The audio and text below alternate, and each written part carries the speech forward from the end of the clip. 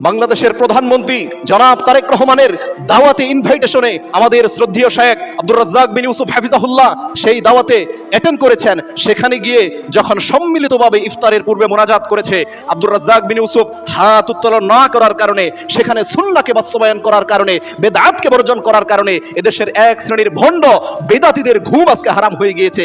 কেন একজন সালাফি, একজন আহলুল হাদিস শাইখকে সেখানে দাওয়াত করা হলো?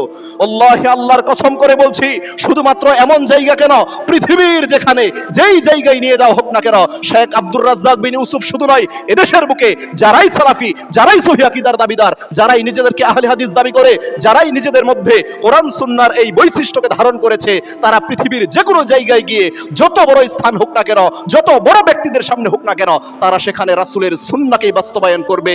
তারা কখনো বেদাতের সাথে আপোষ করবে না।